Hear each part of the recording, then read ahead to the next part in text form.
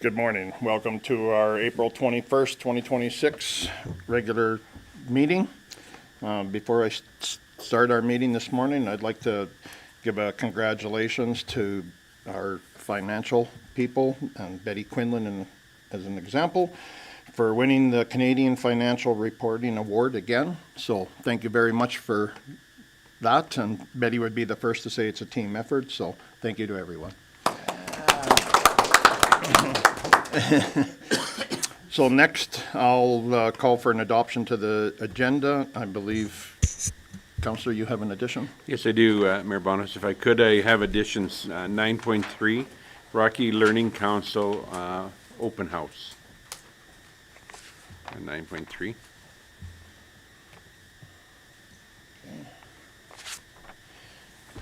Is there any other additions or deletions? Seeing none, would someone make a motion? Councillor Stalker? Move the agenda as amended. Thank you. All in favor?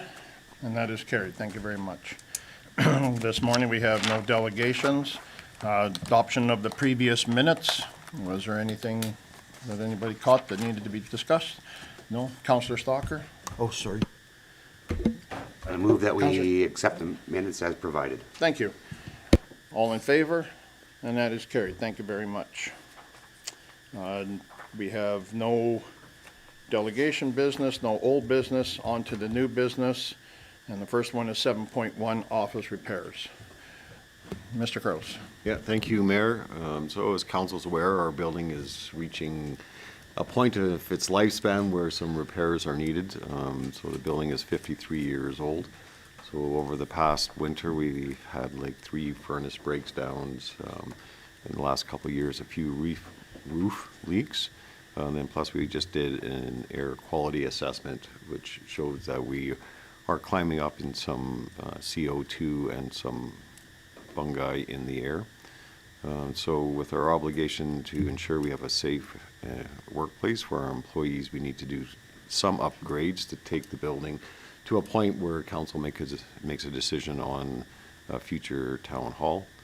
So those items are listed in the report of replacing the furnaces and air conditioning units, replacing the roof, 2 HEPA units, and then some minor repairs for where we're having water infiltration into the side of the building envelope.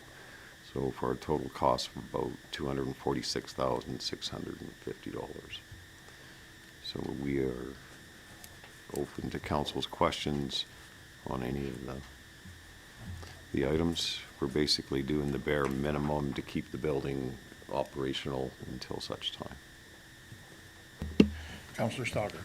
Thank you, Mayor Boniface. I just had a single question about the replacement of the tiles. I assume the tiles were, the water stains on the tiles were because the roof was leaking, and we're replacing the roof, so we should be good to go on all of that, right? There weren't pipes or something? No, it or was roof leaks. condensation or anything that's causing that? It was roof leaks. I would have thought so, thank you. Any other? Councillor? Thank you, Mayor Bonas. I just a question about the roof.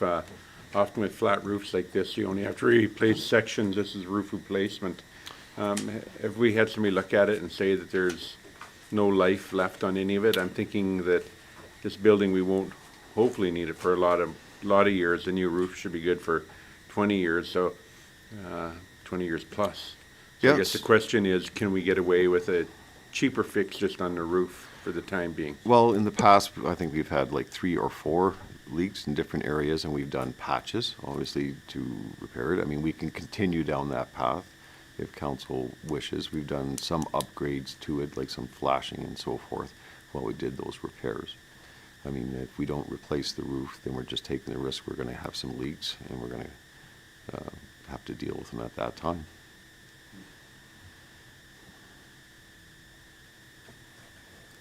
Councillor Stalker. Thank you, Mayor Rose. The life expectancy, I hadn't thought in those terms. What's the life expectancy? No, Deputy Mayor is correct. It's about 20 years. So. And if there's patches, is there warranty on that? No, Okay, I We're- was We're just trying. patching, yeah, so. was trying. Like, we're just patching areas where the leak Okay. occurred. It's not like doing a section of roof or something like that. Good. Counselor Shipple. Thank you, Mayor Bonus. So I trust before we do this, we would have a roofer have a look at it and say, what's the cheapest way of getting past this? Is it a total roof repair or a partial fix, or what's the recommendation of a roofing company? And we likely even probably had that done already. Has there been a report on that? Yeah, we have, and we've received a quote from the roofing company 2 years ago, where it was at its life expectancy, but we opted just to do the repairs.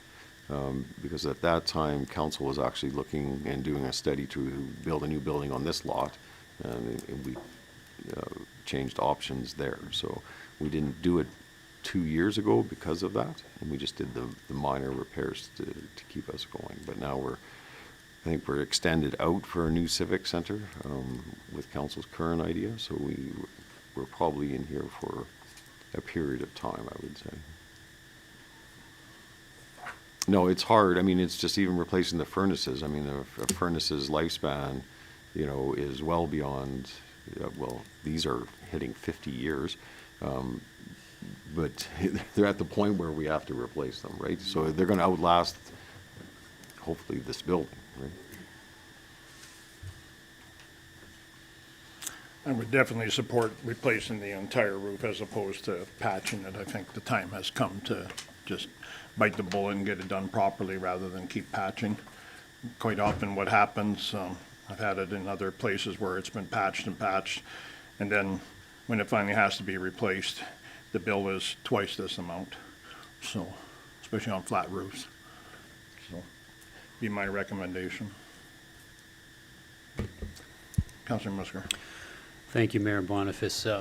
It's unfortunate. We've got an old building. It just reinforces for me the need for this council to expedite the replacement of this building. We're going to have to keep throwing money at it just to keep it functional. And I appreciate administration kind of keeping it to the bare minimum, but we need to act on this. Councils in the past have punted it down the road. I do not want to be one of those, so thank you. Councilor Sinclair. All right, I totally agree with everything he just said. We need to do something. If there's no further discussion, would someone like to make the motion? Councilor Shipple. Thank you, Mayor Bonus. I'll make that motion. Let it resolve the council amends the 2026 capital budget in the amount $246,650 for town office repairs as presented with the funds coming from the infrastructure reserve. Thank you. Any further discussion? Seeing none, all in favor? And that is carried. Thank you very much. Our next is 7.2, which is tax recovery of public auction. Good morning. Morning, Mayor and Council. So on March 27th, we held a public auction for a property that was Lot 16, Block 4, Plan 0525367. We had no bids or didn't receive any offers for it. Once that happens, if we hold an auction, basically the town has two options for moving forward. We can either take ownership of the property or we can just continue to hold it as it is. The owner would continue to accrue arrear taxes. It is a bare lot within town. It's in Creekside, it's showing there. I know the property owner, I think they had it listed previously, and I don't know that they got any offers on it. We're recommending that we not purchase the property and that we just continue to let them do what they will with it, I guess. If there's, any potential offers for sale, if they sold it, they would have to pay out the tax arrears before they could close any kind of final sale. If we did take it on, then we would become responsible for it, so we would have to look at any maintenance, which would include grass cutting, snow removal, anything like that, so that would be our recommendation. Counselor Stalker. Thank you, Mayor Boniface. I had a question in relation to their responsibility associated with keeping this lot up.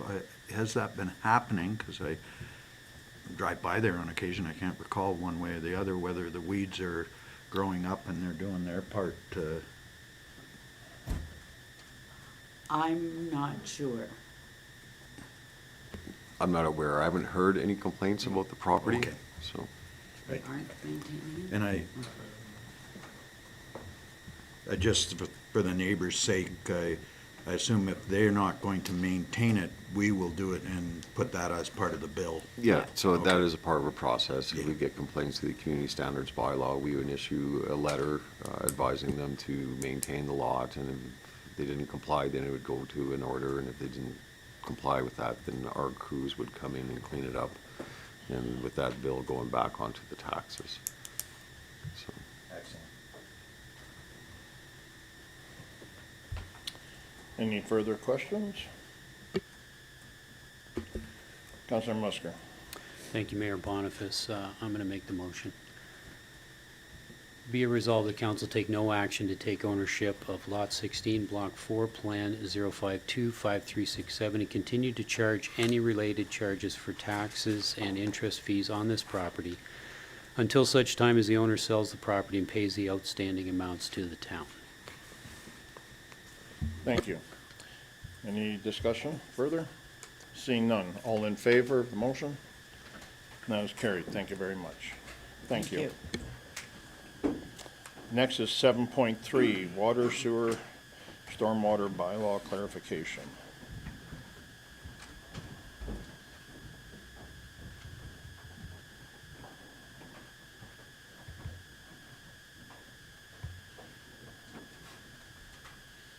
Good morning.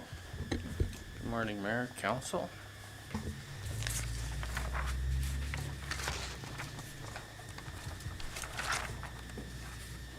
Good morning, Council.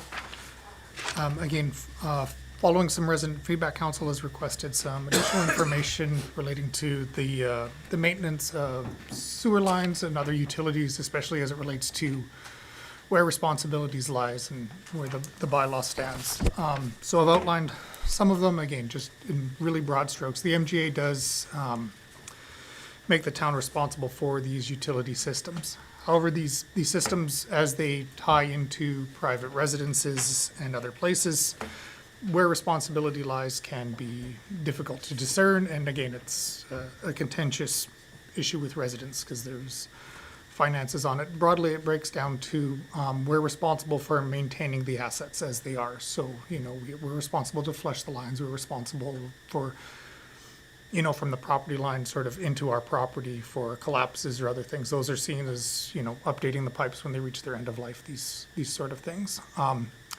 A lot of the issues that happen with sewer lines come from things from the private side or from other things. Oftentimes for our operations, you know, improper use, flushable wipes that are not flushable, flushing inappropriate things, trees infiltrating the sewer lines, all of these sort of things impact our system. And so they're not considered a maintenance item for the services. We still take care of the main lines and everything else, but we can't go into people's houses, nor should we be able to, you know, take care of those lines for how they're used or for things that are caused on the private side. And again, that's sort of why the MGA does not cover damages for improper use or these other sort of items. And while it does make the town, the municipality responsible for these systems, the town's not responsible for the construction of them or for these other things. Again, offsite levies, other developer agreements, those are typically how those are built, and we have a responsibility to make sure they're built to whatever standards are of the day and everything else. And again, we set precedents. I will say that this sets the guideline for how the town operates. The town does go above and beyond these policies fairly often because we try and rectify things where we're able, if we're aware of a sewer line that has problems, we'll do additional flushing in order to make sure there's no future issues. If there's a line that may be occasionally freeze, we might add additional insulation beyond what is even prudent, just because we want, you know, if it's cost effective for us to do and we can resolve a resident issue, we're gonna go out of our way to try and do it, right? We are try and be as service-based as we can when doing these things, but again, as soon as the financial things, ripping up private sewer lines is not within our mandate, and the financial cost for doing that would be exorbitant and everything else. So hopefully, I don't know if there's any questions or anything on these, but yeah, that's broadly as outlined in there where responsibilities lie. The town's responsible for maintenance of the utilities, and we are the overall arbiters of making sure that when things are built, that they're built to our standards, and we have our water certifications and our wastewater certifications of our operators, and that we adhere to all provincial guidelines and standards for our utility processes. So if there's any, but then again, any repairs beyond sort of sewer collapses, sewer sags, or other things specifically related to that, if they're tied to anything private side, that's normally a private side thing. In order to prove that, the bylaw does outline a process for that, because again, most often when that's the case is it comes from private side, but we do offer the opportunity for the plumber, and we work with our local plumbing companies.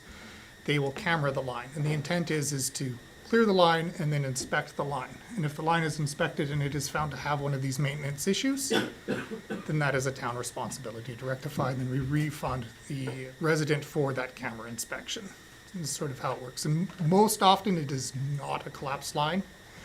Most often it's roots, or it's improper usage, or it's plugs, or other items that are causing the issues, and that's why that process is broken down that way.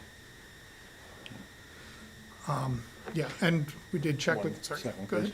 Counselor Shipple. Thank you, Mayor Boniface. So I hear you, and I'm confused, because I agree we shouldn't be in houses, but at the same time, we don't allow people to go into our manhole covers and inspect either. So if there was a root issue with tree roots, and a resident replaces their sewer line, they can only replace it to the property line. They can't replace it from the property line to the manhole cover. We do not allow them to rip up our street and or our sidewalk.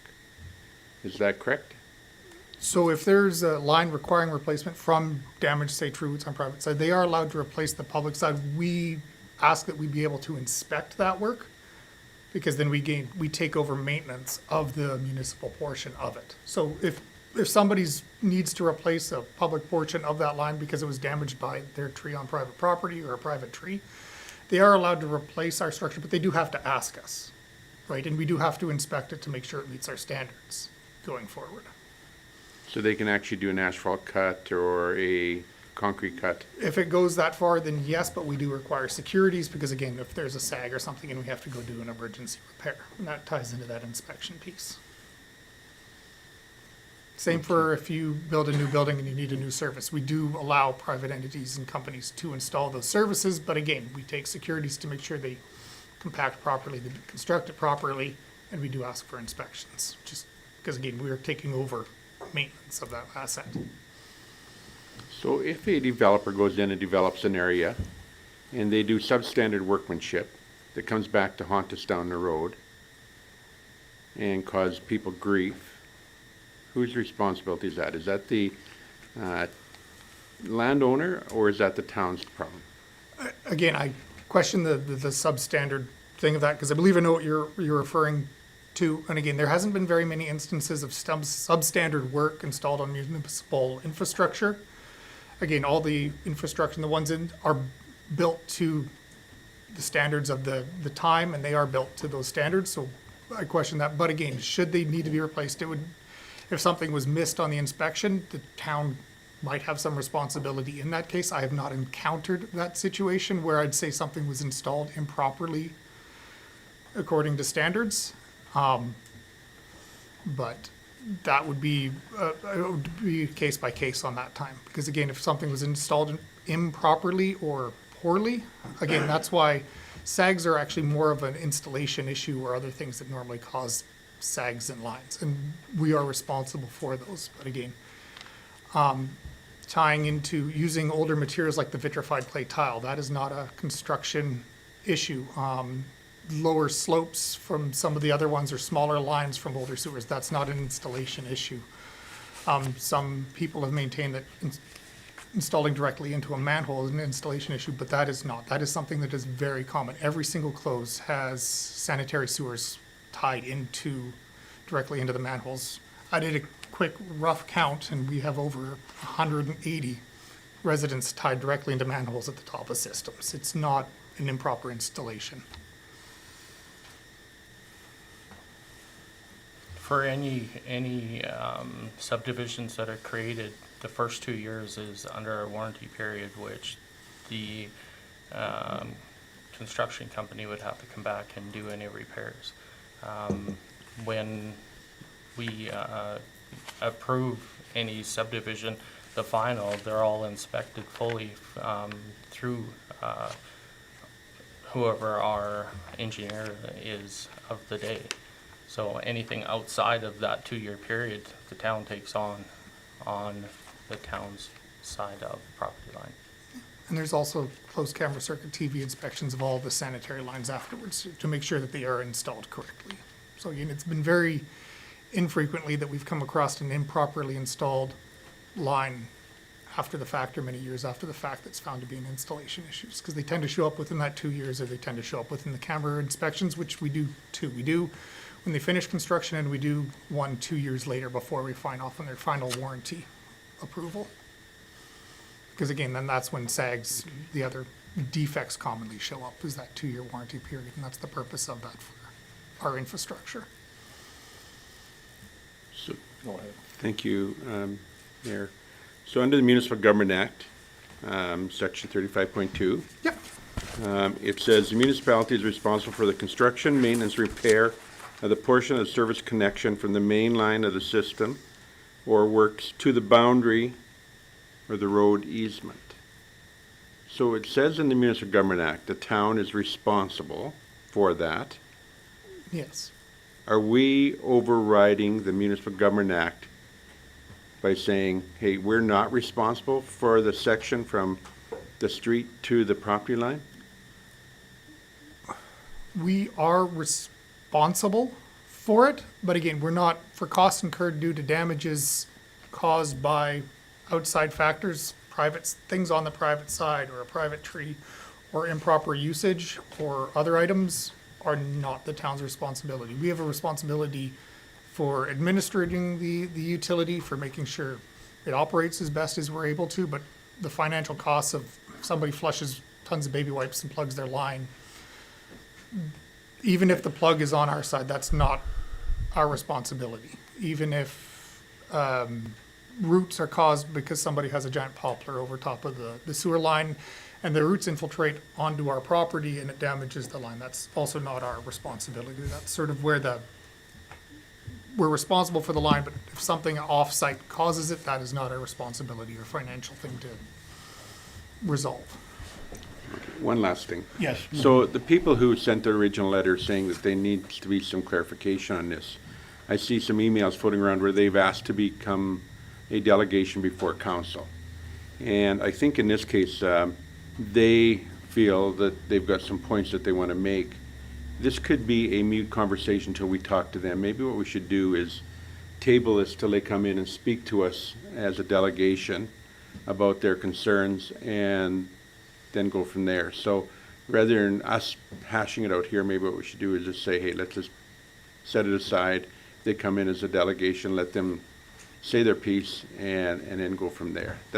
I'm just wondering if that may not be the avenue that we take. And the important thing to note is often these times, they take place over years, right? So these situations often, they're not sudden, right? So we get a complaint, we investigate it, and, I think this particular case is, some tens of years in the past and whatnot, as previous staff. And again, the town, we do try and go above and beyond in resolving it, just saying, that's your problem. That's not really how we operate, right? So we do try and go above and beyond and resolve it, and, we're sympathetic people. If somebody's having a really shitty day, for lack of a better term, right? We do understand, and we try and work through those processes with people, even though it's not technically required, because we feel that we represent Rocky in doing that above. And again, it comes into that setting precedent, but we also feel that's good service for the taxpayer base, right? So it's not a sudden thing and whatnot. And then again, you're asking someone who's had a poor experience and is not in the best time, and you're saying, yeah, and by the way, it's probably gonna cost you money to finally resolve, or it's an issue with how you're using the systems, you're not using enough water, because low flush toilets are the bane of every plumber's existence. Right, and again, it's, the sewer system is really robust as long as everything works, but as soon as something doesn't, it cascades very quickly. So, for water use, if you're using paper towels or other things, or low flush toilets, or you're not using a lot of water, a lot of the solids settle out. That causes a minor blockage in the pipe, and that water can then stop. It can then cause other issues. It can freeze. It can do other things rather than flowing cleanly out into where it needs to be. And then that cascades over time, right? So we often find that in commercial businesses, in people's homes where there's only one or two people in them. The plumbing system works best with certain assumptions about usage, but that's just the way the plumbing code is. That's just a function of how water works. That's not an installation issues. It's just, we try our best to educate people and everything else, but again, that's not always the news that people want to hear when they've had a poor experience. So, Go ahead. Mayor Boniface, back to my original question, I appreciate all that information, but my question is, should we just bring it back to council again with those people here who voice their opinions, so we hear the citizens of our community and let them voice their concerns openly? Councillor Salker. Thank you, Mayor Boniface. I'm in agreement that I think that might be the approach. I just had a question about the emptying directly into the manhole. And I think the specifics related to these folks may have something. Out of those 180 unit, or 180 that directly empty in the manhole, are we having freeze-up problems on any of those? Generally, no. We have very few lines in town, sewer lines that freeze. There's a few, but they're more depth related. This one is an anomaly for us. So again, in order to address that, we have tried putting insulation in the thing. Again, just because, again, we live here, it's not a requirement. It's not part of our best practices. But again, if we can do something that helps. We did put additional insulation in, and last year it did not freeze. However, when we did inspect it, we did find a large amount of solids in the line. Just sort of, there's not enough flow flushing that line is sort of what that indicates to us. Again, I hate making assumptions or absolute statements about things I'm not definitively sure on. Just, I know when we pulled that manhole, we checked it, it's not frozen. We didn't have any reports of it freezing, but when we did pull it, there was a large amount of solids, paper, and solids waste in there, which to us usually indicates a lack of substantial amount of flow. I'm not saying that's definitively the cause, but again, there is definitely a correlation for us. But again, we try our best to solve the problems as best we're able. Is that going to absolutely solve this resident's problems? Probably not. If they have a low flow time and it's exceptionally cold, the year might be different. But again, we're trying to mitigate it as best we can without, because again, reinstalling the line isn't a magic fix. They're still going to have the same line because there's nothing improper with the installation. A new installation would just be a new material. We cambered the line, and that was part of the previous camera inspections, and there's no problems with the line itself. Would an internal heat tape, because I've run them on sewer lines in rural areas, would that be a possible solution? I would say no.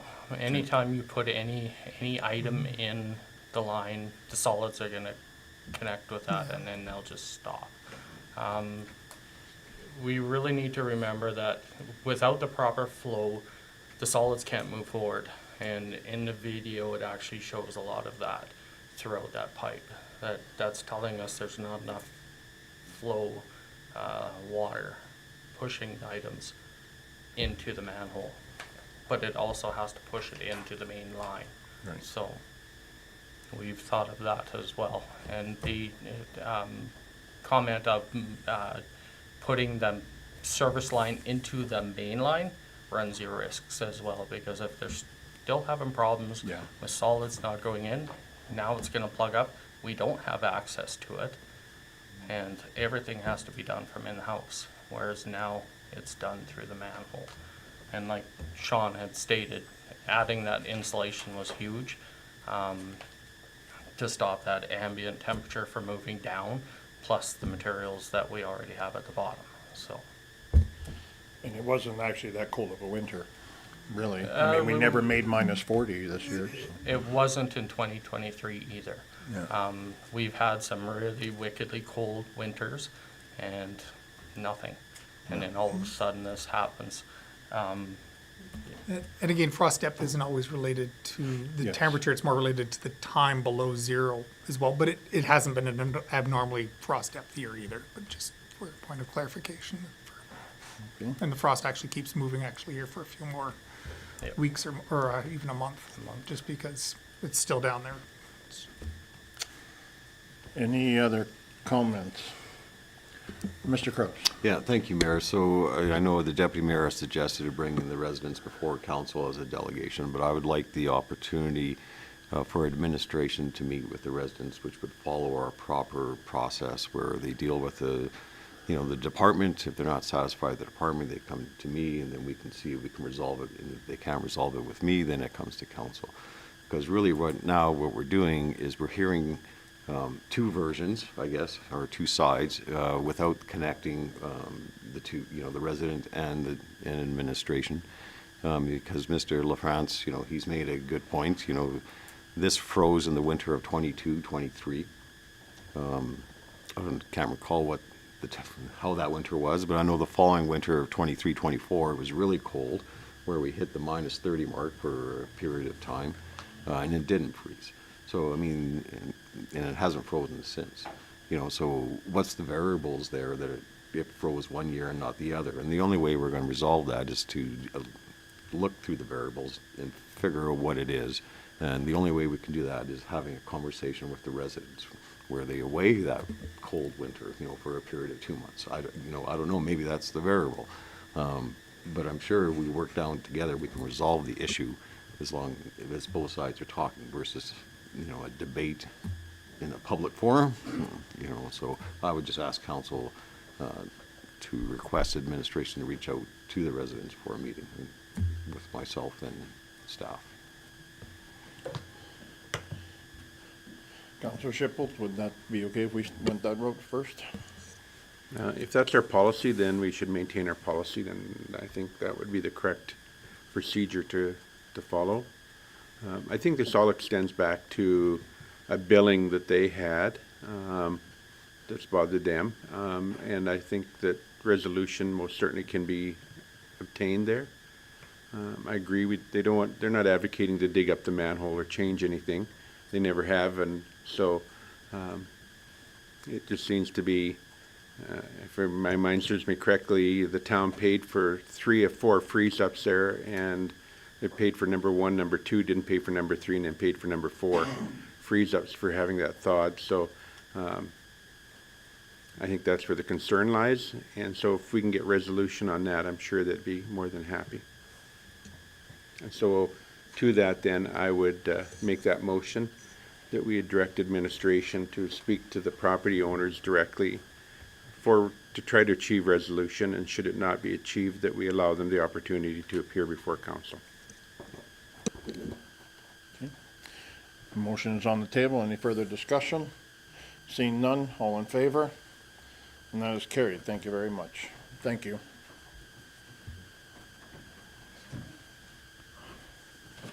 Next is 7.4, our strategic plan.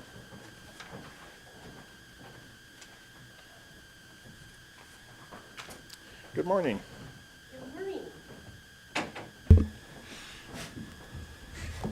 We didn't bring our bubble gum today, but we did bring your draft strategic plan for you.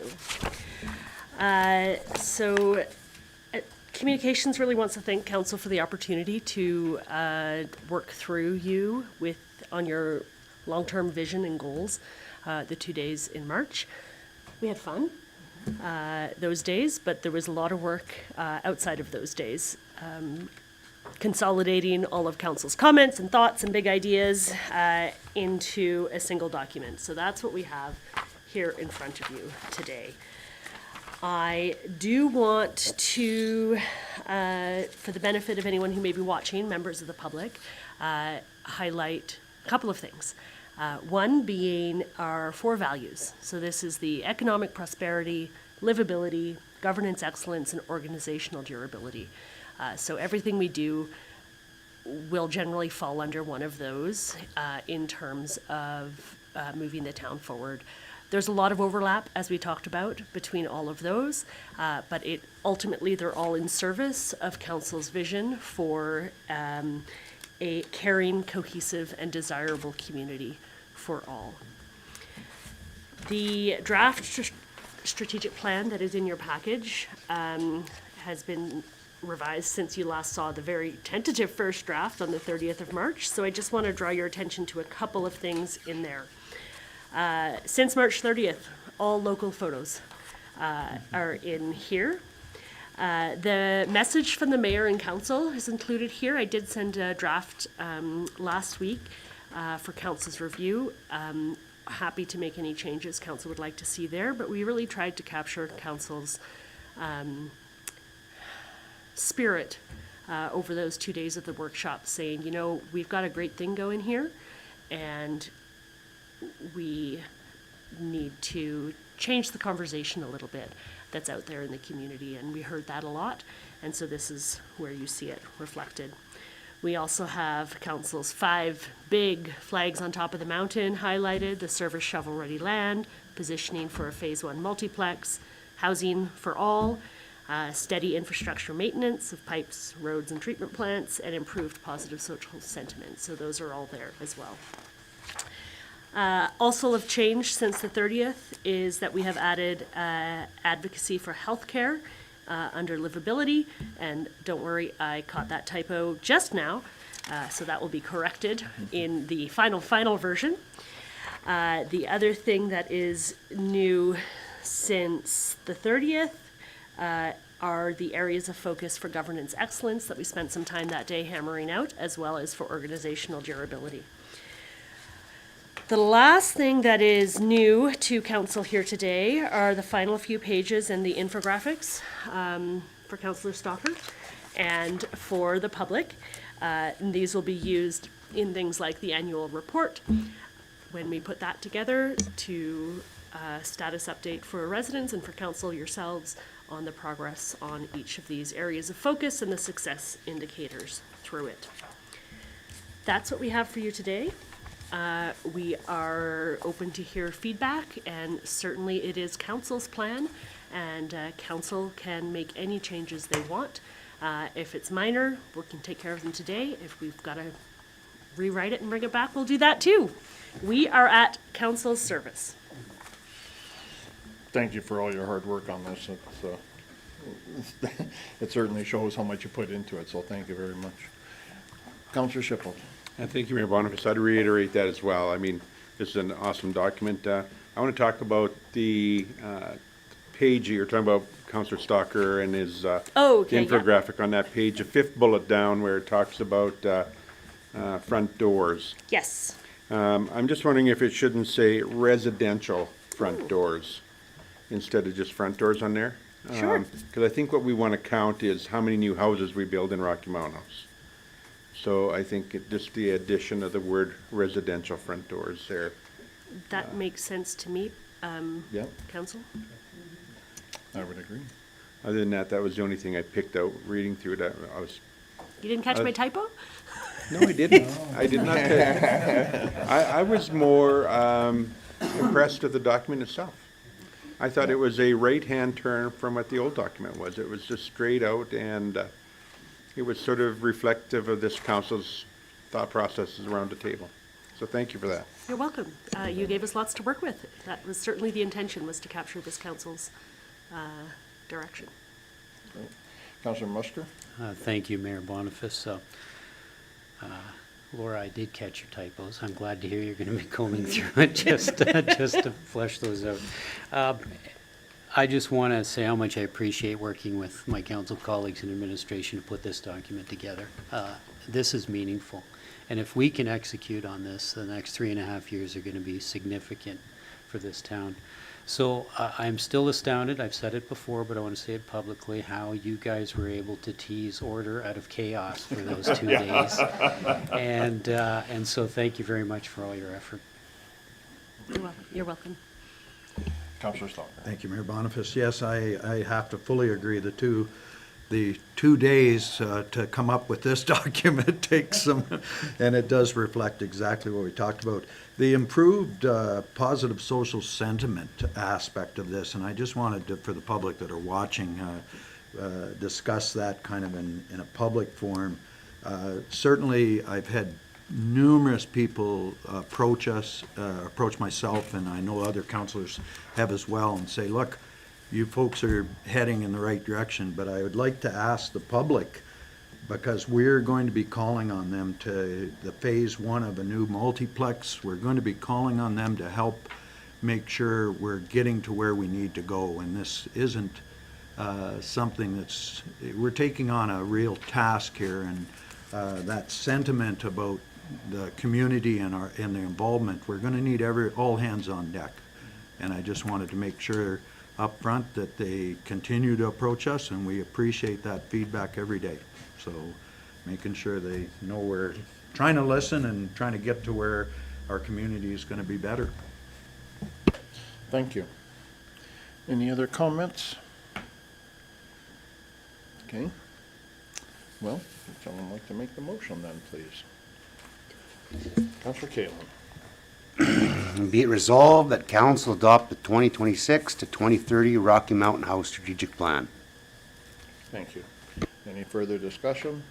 Seeing none, all in favor? And that is carried. And thank you very much. Thank you. Further to this, we will polish it up. We'll bind some copies for council to keep in your briefcase if you ever want to break it out. And next meeting, we'll have a new template for these reports to council that reflect your strategic plan. Thank you.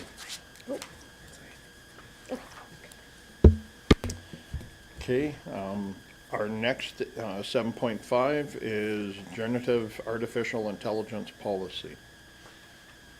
Great, thank you so much. Good morning, Mayor and Council. So we are bringing the next item as well, which is a draft of a generative AI policy for the town of Rocky Mountain House. So Council first discussed the merits of an AI policy at the 2025 review of the services, at the service level review. And discussion at that time revolved around the practical guardrails and considerations for the organization that we would need to keep in mind as we look to implement AI tools. And council decided at that time that a formal policy establishing how the organization will acquire and develop and use AI tools be created. And so administration has since done more research on the best practices of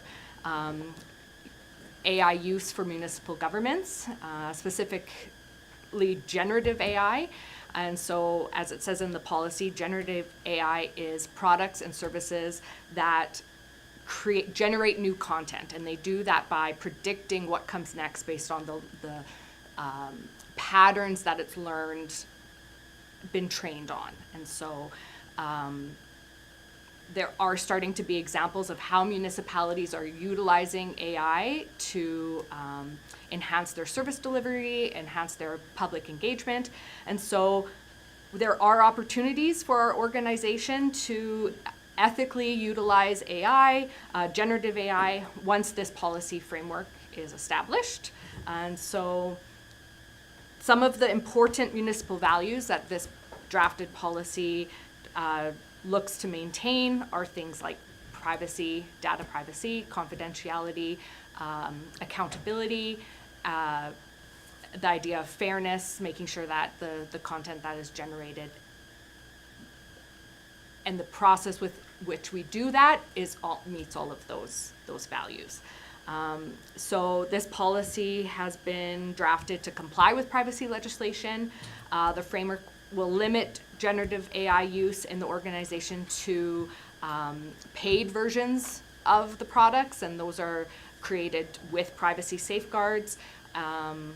They're known as enterprise platforms. So in terms of looking at what tools the organization will procure and develop, that will be done once the policy is put in place.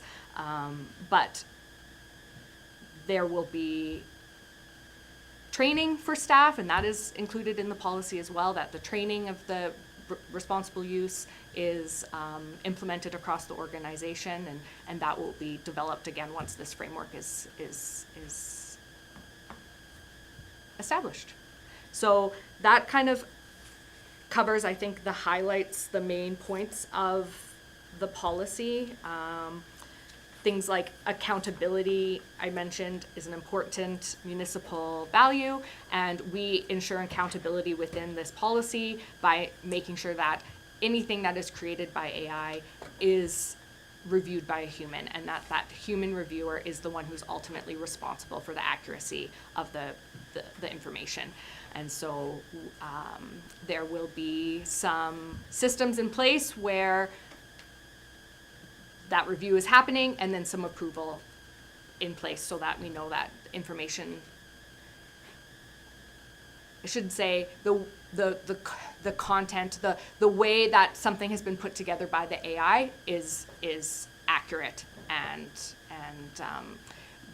accurately reflects our brand and our reputation.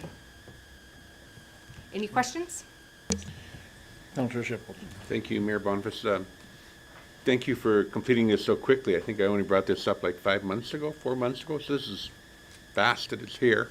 And I think it's perfect. I think that's what we just want to make sure somebody's having a look at what comes out of AI. So to that, I'd make the resolution, if you'd allow me, and that it be resolved that council approve the generative AI policy 007/026 as presented. Thank you. Any further discussion? Councillor Stalker. Thank you, Mayor Boniface. I did have a question about 5.1B and the wording there. It says the use of generative AI tools other than enterprise platforms procured by the town of Rocky Mount House is prohibited from municipal use. And then it goes on and says it's the responsibility of the user to ensure that town purposes it's approved in advance. And the wording of that section I'm having difficult because it's prohibited, and I think it doesn't, in my mind, and I should have prefaced this with, I'm the last person that should be talking about AI.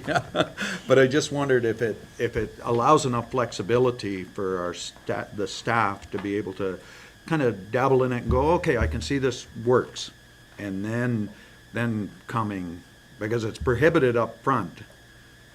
I wondered if there's a better way of wording that, and I'll leave that to a discussion. Then the second one, the accountability aspect, I was surprised I didn't see in the document something on that relates to a document's produced, it's been used AI to help manufacture that document, it's been reviewed by someone, that there's down a footnote at the bottom that says, you know, this document has been utilized AI to produce and has been reviewed by so-and-so on such and such date.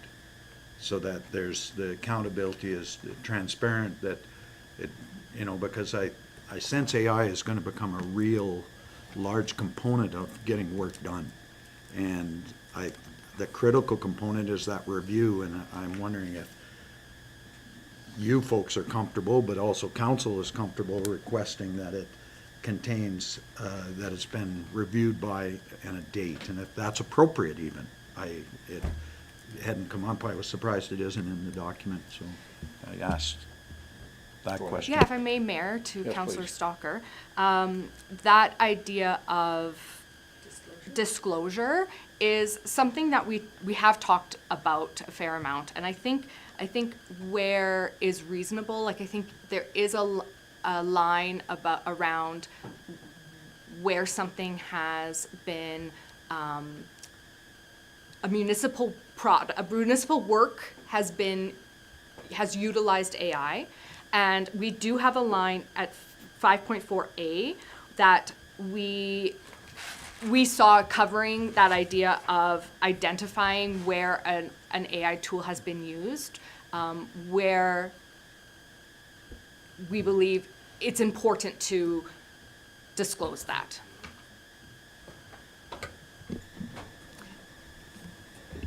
I guess I hadn't really caught that one in 5.4A.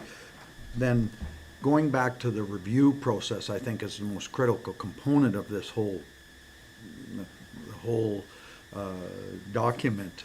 And that review process, having a sign off on it, I sense that it may become so utilized AI that we aren't going to need sign off in the future, but to not know who took the time to do it and just bring that in, I think in my mind is something that the documents that are using AI, that identifies AI, the disclosure, that's a very good word, and that whoever reviewed that document is saying, yeah, I took the time.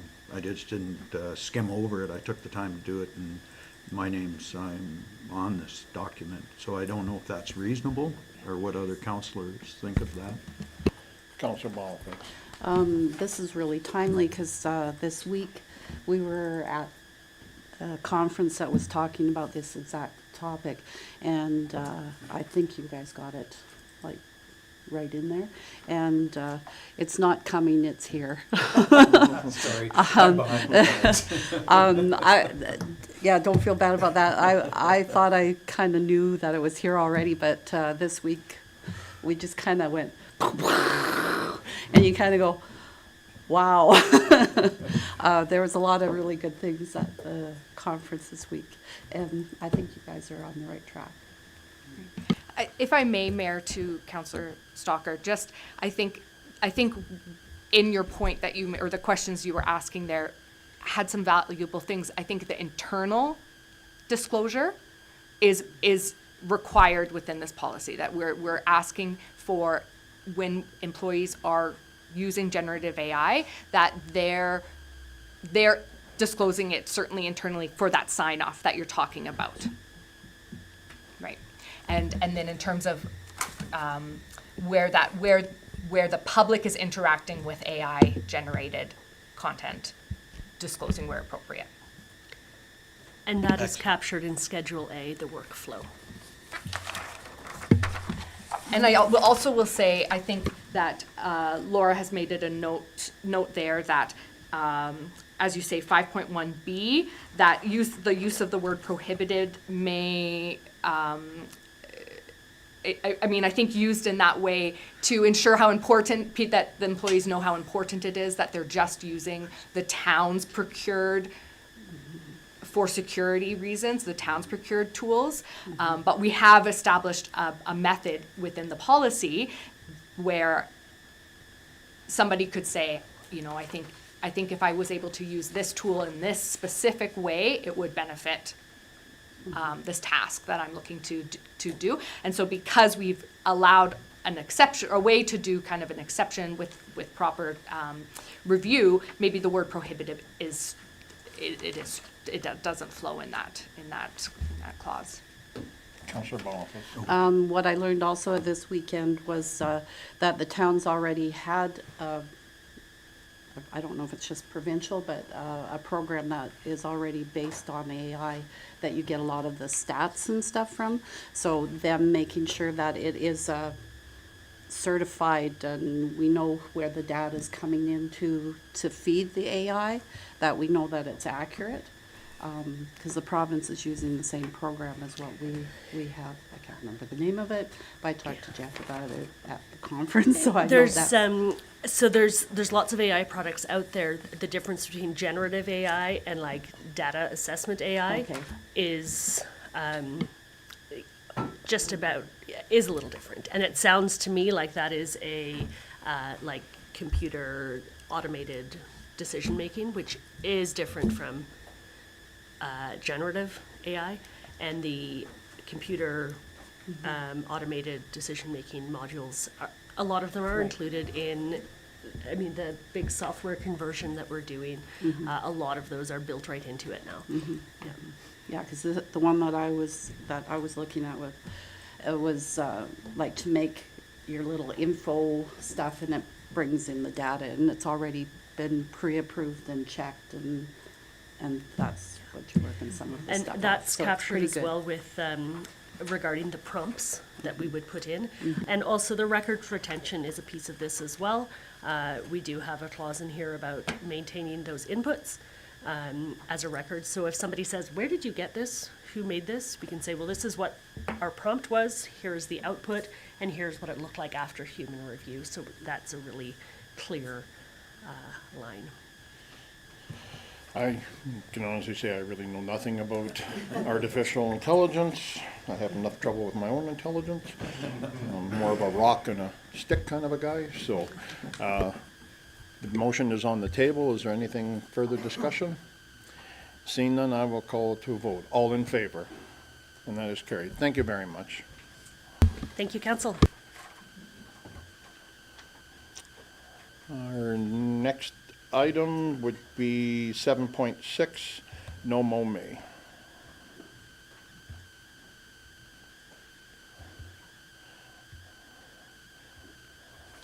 I guess I'm the one that asked the Pat to put this on there, so.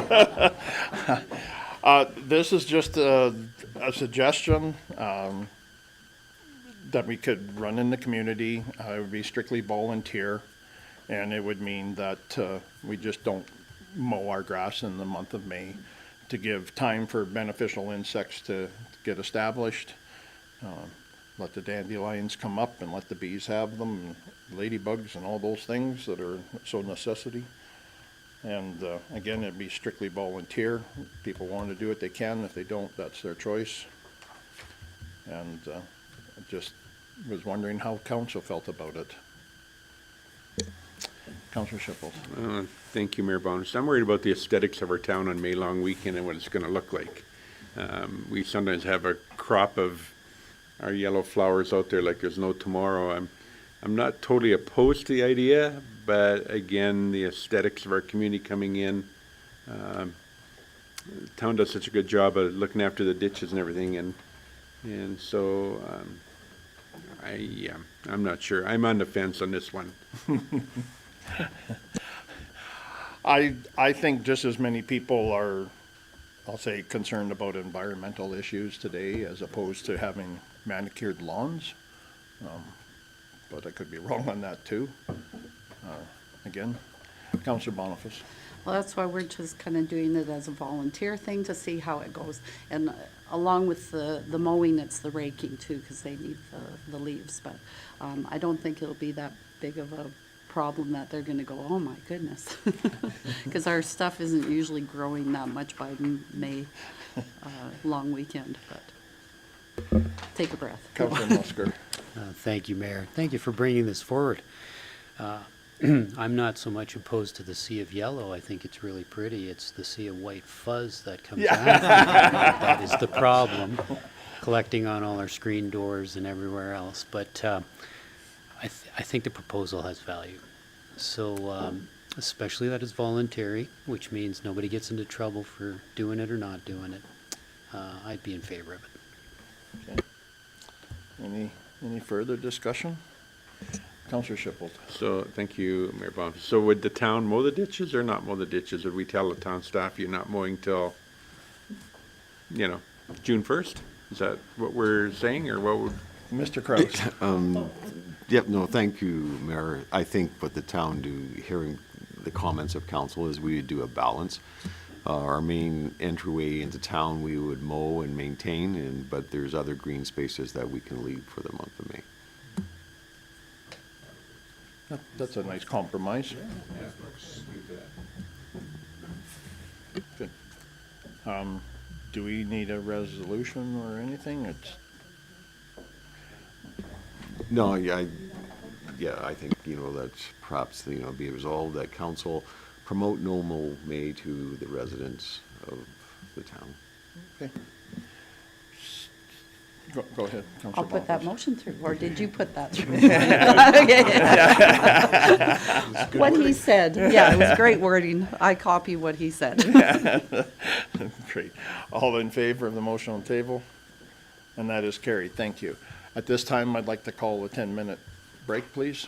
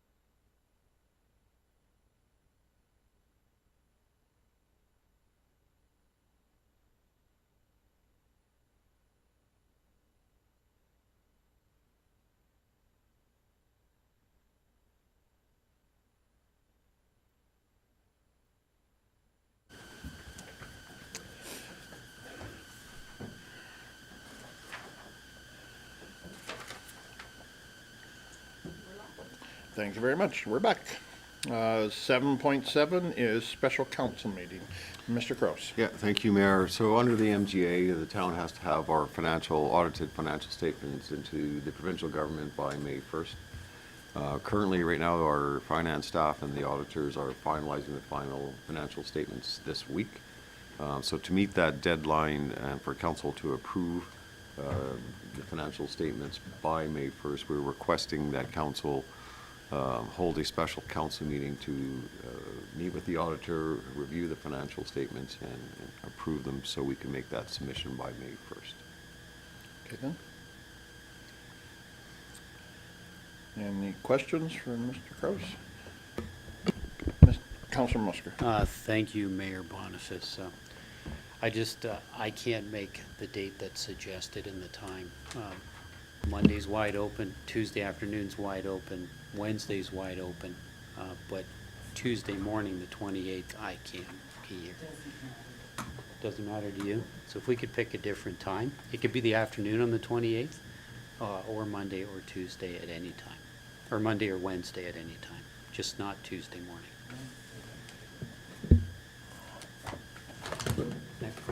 Next Wednesday. Okay. So I'll leave that up to council. I just can't make the Tuesday morning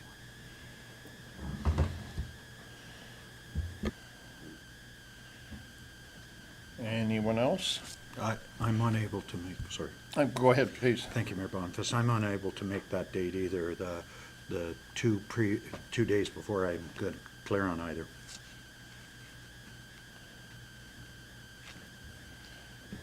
Can you make the 29th? No, I'm at a police conference in Tabor, I believe, Right. that period of time.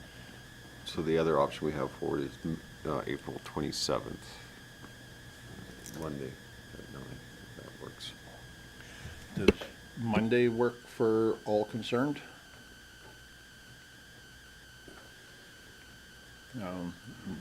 Okay, Monday morning again at 9. That's okay with everybody? Yep. Okay with everybody in the back? Would someone make the motion then to, Councillor Caitlin? Be it resolved that we have a special council meeting in regards to audited budgets on Monday, April 27th at 9 a.m. Okay. Any further discussion? Seeing none, all in favor? That is carried. Thank you.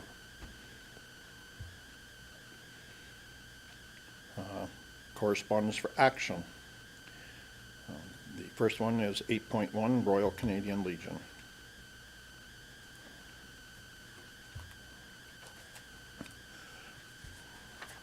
I have let them know that I can attend this. So I think it's probably open to, I don't know if it's open to all of us or not. I'm not sure. I didn't see that it was open to all, but I'm sure there's possibly tickets available. We could check. Any discussion on this? Do we need a motion? I think it was more or less put on here in case any other councillor wanted to attend, for us to acquire tickets and RSVP. Would anyone else like to attend this event? Okay. I believe they already knew that you were attending. Anyone further? So could I have a motion, please? Councillor Schipholt. Thank you, Mayor Boniface. Also make that motion that any councillor who wishes to attend, along with the mayor and Councillor Boniface, to this function, do so, and that administration send out a calendar invite to see who wants to go. Thank you. And then contact Legion accordingly. Thank you. Any further discussion? Seeing none, all in favor? And that is carried. Thank you very much. Our next item is Smile Cookies. Councillor Shipple? Thank you, Mayor Boniface. So there's an attachment here where you can hook up for or decorating Smile Cookies. That program starts next Monday, runs for a week. So if anybody wishes to decorate cookies, there's time slots. Typically they're an hour long, but anything more than that is a bonus as well. All the funds from every cookie sold go to the Rocky Hospital Foundation. Last year, the Hospital Foundation made about $24,000 through this program. So that's a lot of cookies and a lot of decorating. Some around this table have participated in that before, and I invite anybody else to participate. It's both Tim Hortons, so you can choose either north or south and go from there. So it's here for information, and the link is there, so hopefully you can come and help us decorate cookies. Can we do the same thing with regards to peanuts? No? Okay. So the calendar's on there, and so you just go on and put your name in a calendar blank on there. Okay. Good. So, Thank you. any questions? It's actually a lot of fun. Councillor Musker? Thank you, Mayor. Do we need a motion on this? Yes, okay. So I move that any councillor, the mayor, participate in the Smile Cookie campaign as a PR event. Thank you. Any further discussion? Seeing none, all in favor? And that is carried. Thank you very much. Correspondence for information. We have quite a few. Is there any questions concerning this? I did add one, Yes. and the one I added was Rocky Learning Center is having an open house at what was the RDP wing of the high school, and that is on April 23rd. And so what it is they put trade booths and stuff like that in. If anybody's not seen what was the RDP wing and show what they have for labs and stuff like that, it's worthy to come and have a visit just to check it out. And so here again, just a PR event where you go in, all the high school students are there. The trick is to try to get people associated with the trades and the offerings of the RDP. So that open house, April 23rd.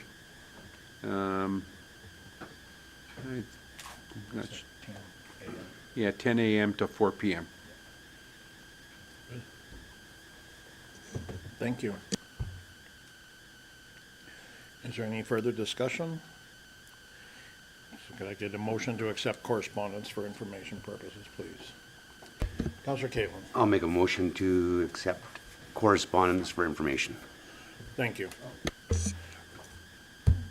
Councillor Shipple. I'm sorry, I missed one question I did have if I could.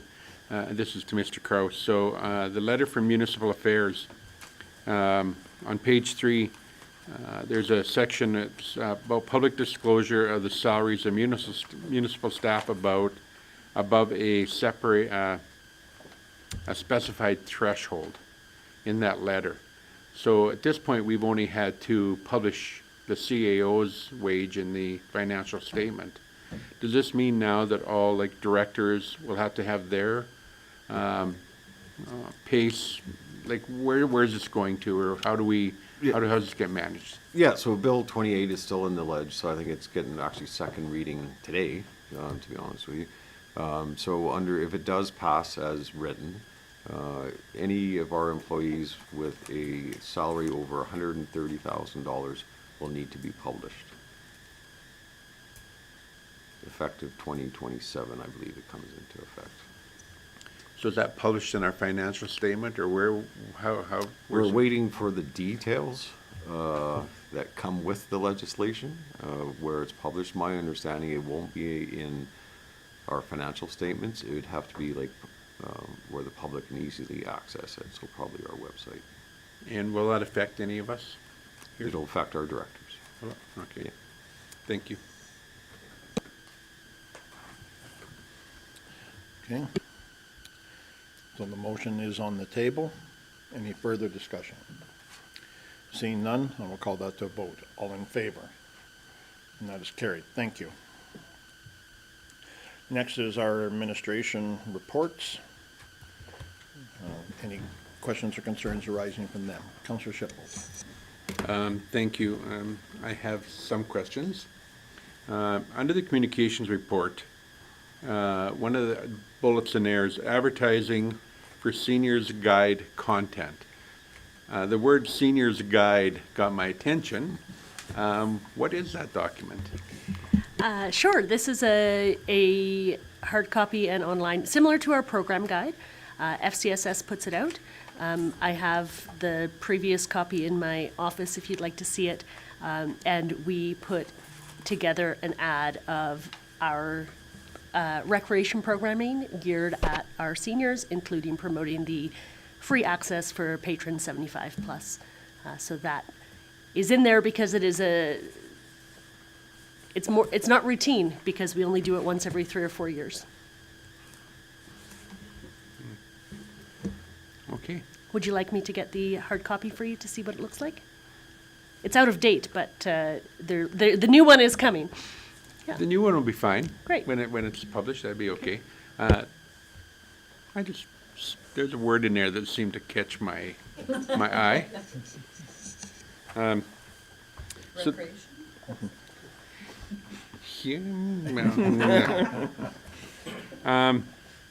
So then I have under planning and development, and that has to do with the 2026 building permits with comparisons of other years.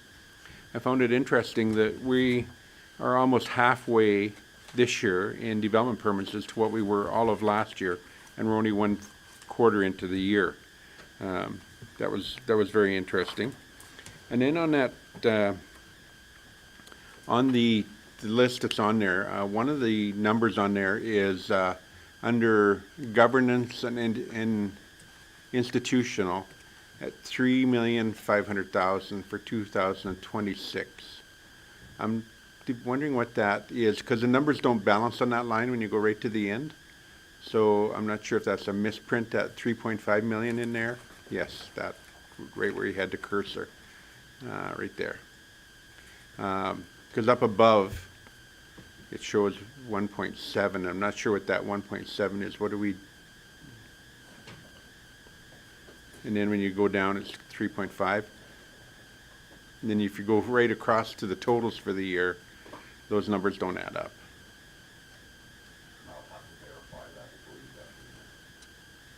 Okay. The other thing is if you go to the form that's on there for development permits, last time we got that, the font on that is like maybe 1.2, maybe 2 if we're lucky. And when it comes to us, we can't blow it up in our thing. I'm just wondering if we can increase the font size.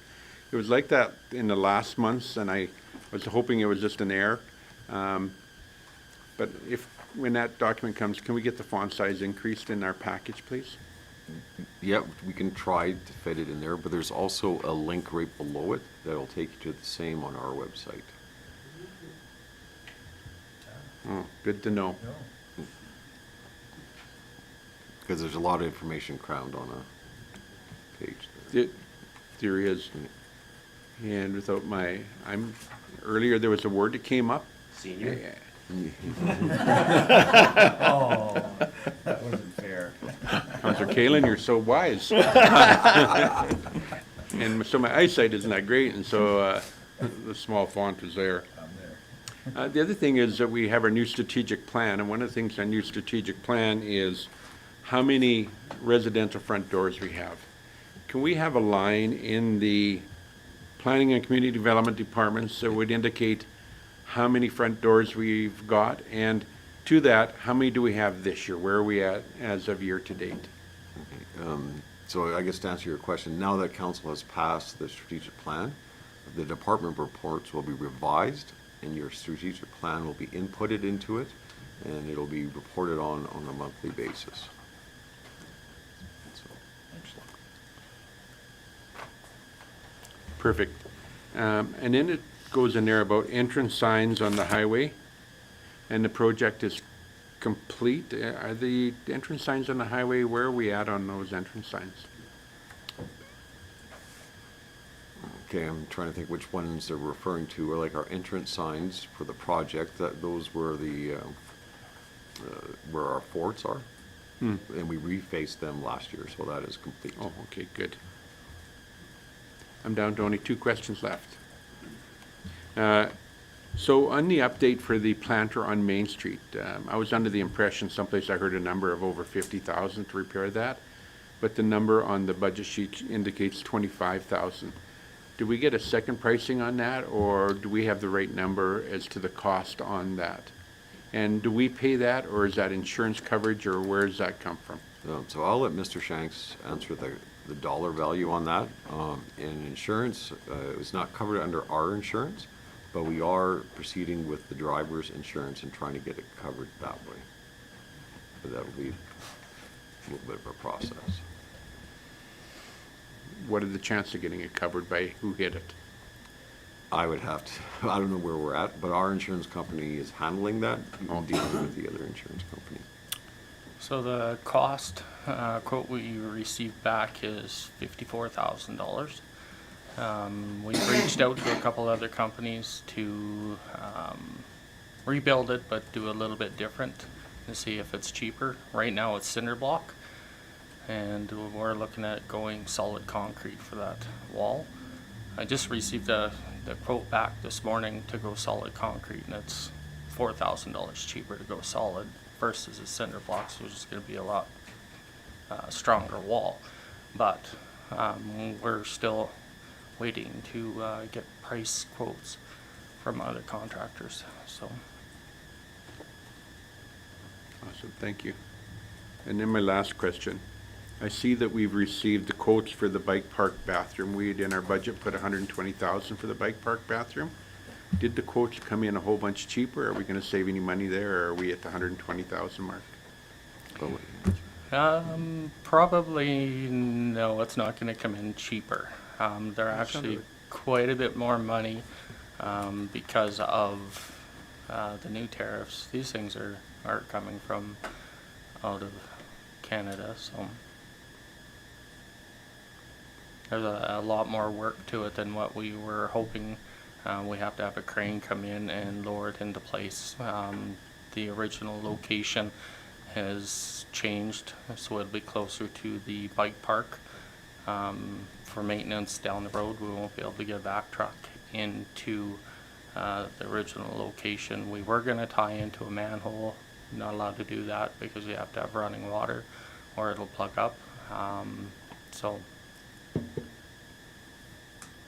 it'll be very close. I was hoping. Yeah, us too. Councillor Stalker.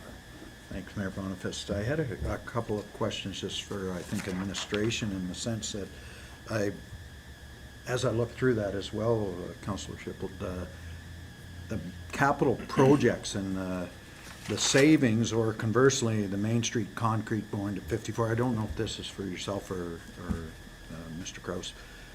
I'm wondering if it's appropriate to have council understand what level of savings or level of over expenditures, because we've set that money aside for X, Y, or Z on these capital projects, and when they're coming under, I think we want to celebrate those savings and have a understanding of what is there, or is that just a roll-up at the end of the year? Well, we report monthly on it, so when a project does come under budget, you'll be advised on every month. Those dollars, if they come out of reserves, they just stay in reserves, and they're not utilized for anything else, if that's your question.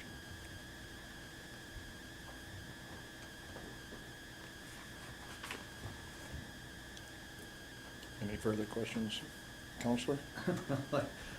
I must have missed something along the way here, which is, So the washroom cost is now going to be, we've set aside 120,000, and am I taking it's going to be more because there's things, additional things to cost coming out of the states? So, When does that come back before council? yeah, so if the project does, if the costs are coming above what council has budgeted for, then we need to bring it back to council for approval for the extra funds. Thank you. I just didn't know the process. I haven't been here long enough, so needed to ask the question. Thank you. With that, the washroom, we're looking at different ideas as far as us taking on more of the project. We can dig the hole ourselves. We don't have to hire a contractor. They're saying we need to have a crane brought in, but these cranes are typically coming out of the city. We have a lot of them in this local area.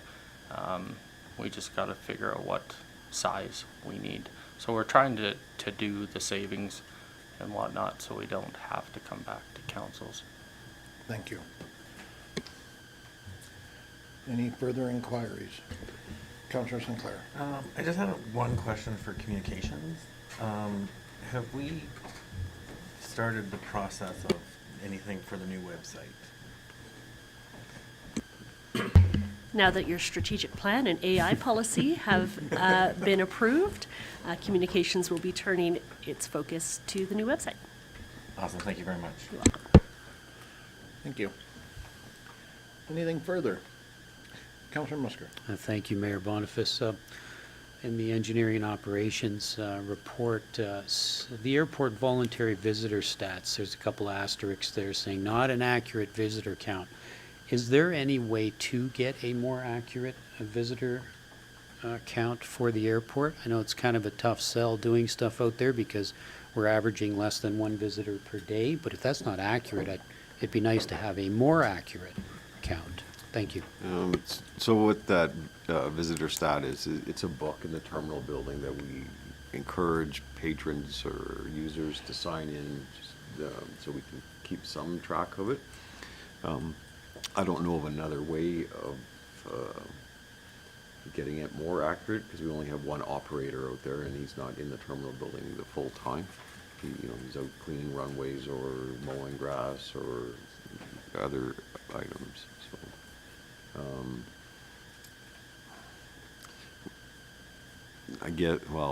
it'd be labor intensive, but there's cameras inside. But I really don't want our one operator watching a camera to see how many people actually walk in during the day. So, Councillor Musker. Okay, thank you, Mr. Kraus. Yeah, I'm looking for an efficient way to do this, not an expensive way, so thank you for that. Councillor Shipple. Thank you, Mayor Boniface. Through my list of inquiries, I missed one. That was to do with C-cans in residential areas, and I seen in the list of items that were discussed by that department, there was a request for a C-can in residential, which is,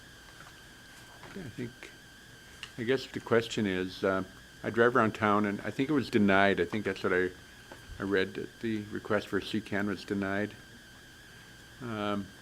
Yet I see C-cans here and there around town. There's a few of them around town. Is it time to address the C-can policy in town in terms of allowing it or not allowing it, or how often does it come up? This is under the items discussed that came forward in the development department. So we asked for a list to look at if we had to change our land use bylaw anywhere down the road, and that was one item that was noted in there.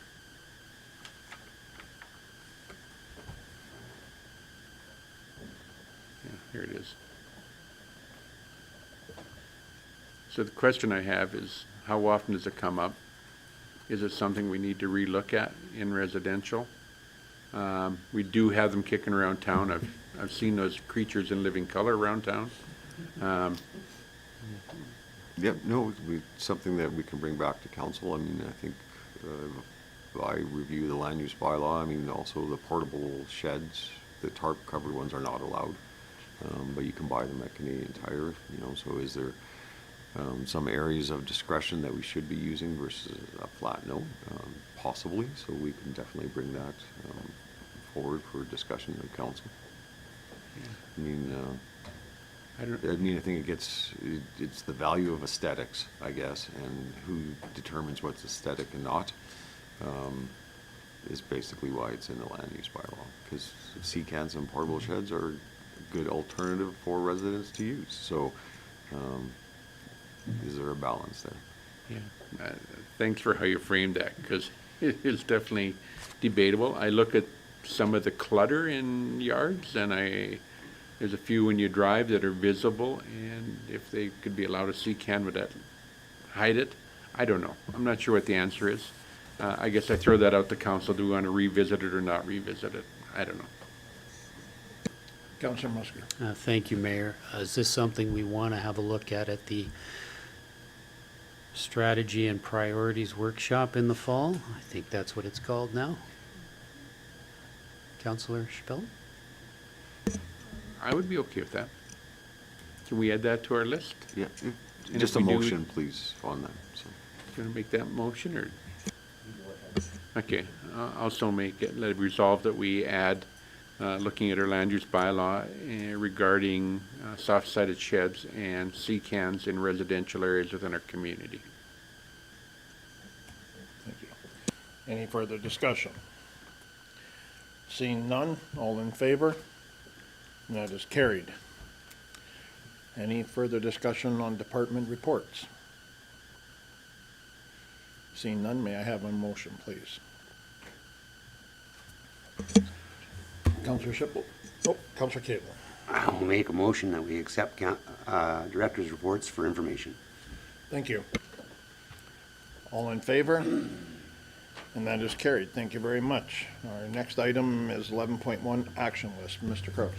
Yeah, thank you, Mayor. So going through the open items, so the first one was water, sewer, stormwater bylaw, so that was brought forward to council today, and we'll be following up and trying to arrange a meeting with the resident. Architectural guidelines. That report was brought to council. We're now just going to start a public engagement process to get the public's opinion on that as per council's direction. Housing study, so the RFP for the housing study has been released.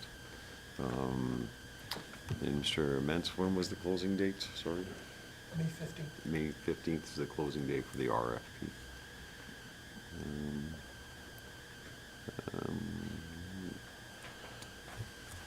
And the last one is the MOU with the landowner, who I met yesterday, and I can discuss with council and CAO dialogue on those discussions, 'cause it's third-party business interest. Thank you. Is there any questions concerning the action list as presented? Seeing none, may I have a motion? Councillor Musker. Thank you, Mayor Boniface. I move the council accept the action list as presented. Thank you. All in favor? And that is carried. Thank you very much. Administrative inquiries. Do we have any administrative inquiries today? Councillor Schipel. I do. My first one is some people from one of the sports groups approached me about bathrooms at the football fields and change rooms. So they went to the school division. The school division said, go to the town. They came to the town said, go talk to the people at the rec department. The rec department told them to go talk to the school division. So they said that they've been around, and they're just looking for clarification. Where do they go? How do they start a process to get change rooms and bathrooms at the football fields? So to Mr. Kraus, where do they start? They feel that they've got no answer, and I don't have an answer. So just for clarification, they want to have change rooms built? Correct. And bathrooms. Okay, it's one of those situations where a user group would bring forward that idea to council, where we're probably on a little bit of shaky ground, I guess. I don't know if shaky's the word, but it's school property, so it'd be constructed on school property, so they'd also need their approval to build it, and then also who's funding it and who's maintaining it.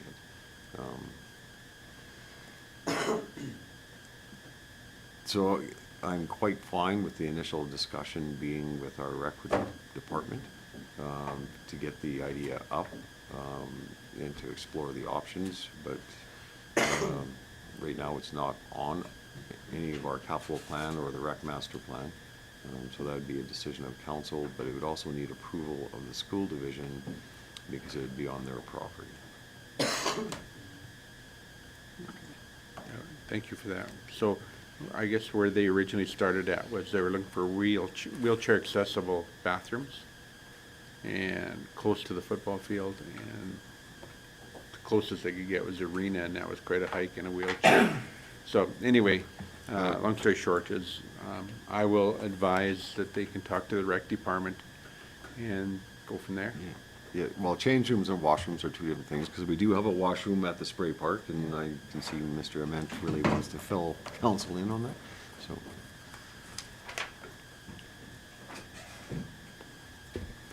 Good morning, Councillor. Through Mr. Mayor to Councillor Shippold. Change rooms and washrooms at the football field have been a discussion for a number of years, going back to even when the spray park was constructed. There was originally thoughts or plans of having a change room facility built as part of the spray park structure. That did not happen. As far as change rooms, we've looked at options if we were ever to add on to the rec center of having additional change rooms that could be accessed from the outside as well as inside. Those are all things, and right now those are not even on the table. When we did the spray park washrooms, there are 2 washrooms that are wheelchair accessible. The gate from the football field to the spray park is open all summer long. We don't lock that gate, so people have access to those, and those 2 washrooms are both wheelchair accessible. That was sort of where we're at with the washrooms. The football club does bring in portable toilets. They're not wheelchair accessible. I guess they have those donated. Again, as our CEO has indicated, it's on school property. We haven't gone down that route of put a porta potties there. You know, the football club, I believe, they get them donated to them, the couple of porta potties that they have on site. But yeah, the options are the recreation center, the spray park washrooms. As far as change rooms go, the football club is using quite often the dressing rooms at the recreation center, the subway room, for people to come in, or their athletes to use as change rooms. That's sort of the current status of where we're at with that. Hope that helps answer your question, or not. No, that's good. Thank you. Is there a sidewalk, a cement sidewalk then, to those change rooms at the spray park? Not from the football field.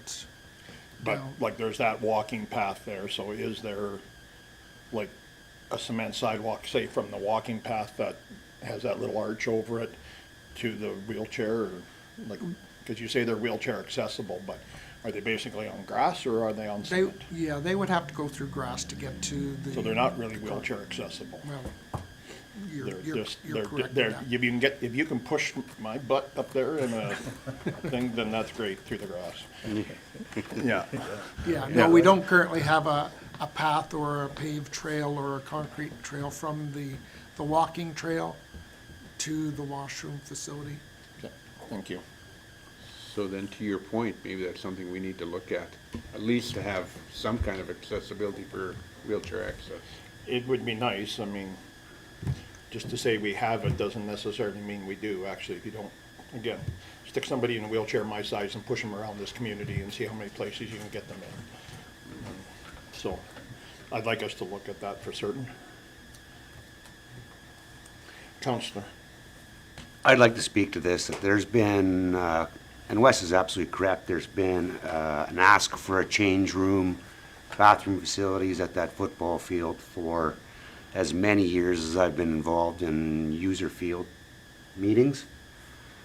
There's a lot of user groups in this community, and all of them have asks. I think that in this regard, we do have a rec master plan. It indicates what some of the more important, what's more important to the community.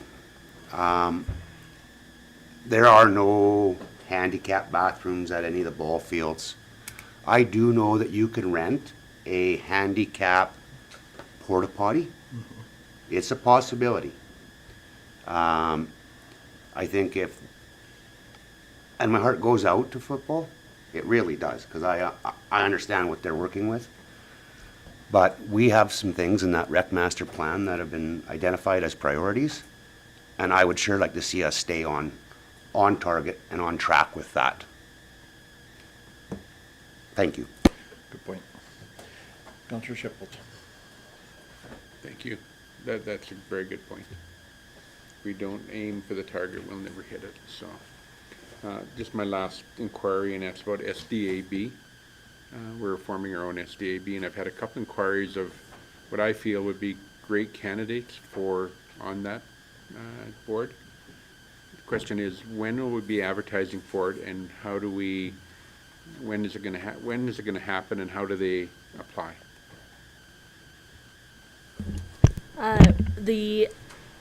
I can't recall what date it will appear in our print, but it is on our website, and I can send you the direct link for that.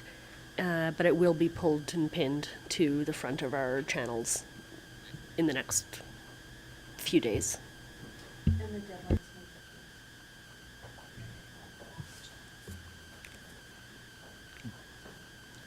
Thank you. Okay. Is there any other administrative inquiries? Seeing none, notice as a motion. None. Then we have some time before our first delegation during closed session comes in. We could take a quick break if everybody liked until that happens. We'll come back about just a couple minutes before 11 so that we can go into closed session. So thank you very much.